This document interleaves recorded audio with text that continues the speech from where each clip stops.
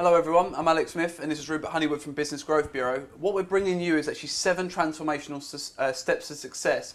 So what we've done is we've condensed our business down into 7 steps that we give away to our clients and ourselves of how we're able to generate 8 to 13 hot prospects from every 100 people we speak to in our chosen market. So this first video we're devoting to actually how do you define your market and then how do you actually own that market itself. So to start off with, Rupert, how do potential clients actually define their own market?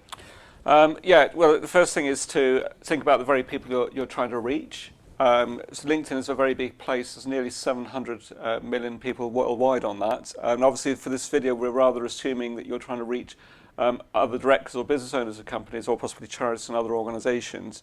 And if you've got a very niche product or service, it's great because you can do some very specific targeting on LinkedIn.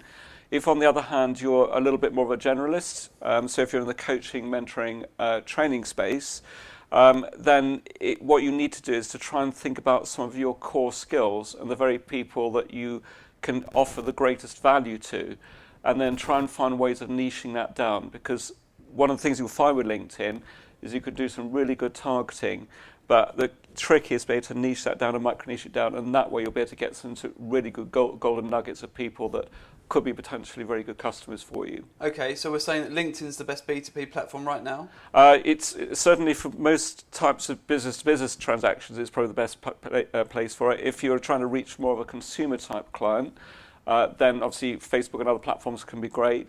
But obviously we're all individual consumers as well, so there is quite a bit of cross-pollination that exists between it. But LinkedIn, certainly if you're trying to reach other business clients, it's a great place to fish. Okay, so in terms of that as well, so obviously LinkedIn itself, now do I use a standard account? Because I know from my own experience at LinkedIn you can actually upgrade the account. So what do I do in terms of my account there? Yeah, now obviously we're speaking as of today. For example, you can do quite a bit with the free version of LinkedIn, but you will very quickly come up against usage limits on that, and it's because they do want you to upgrade. Right. Also, the searching capabilities with the free version are quite limited. So we recommend, if you're serious about business, upgrading to the equivalent of the Sales Navigator product. And that typically, as a rough guide, is about £60 a month sterling, or about $75 per month. But because the power of what you've got in the toolbox, as it were, in business terms, you should regard that as a really worthwhile investment. So obviously, so we've found the right platform, or we've given away the information about what we think is the right platform. How do you define decision makers on this? So how do you actually find decision makers on that platform?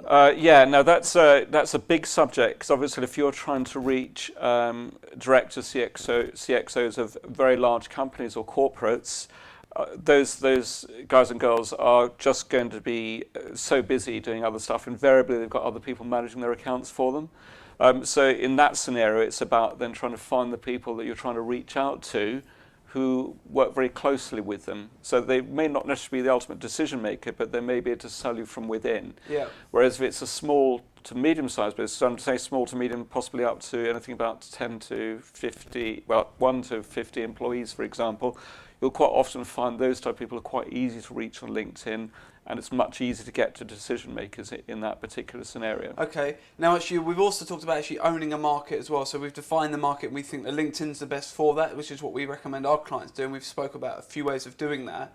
How do you own that market? Now, I know one specific way is creating content, another way is actually optimizing the profile.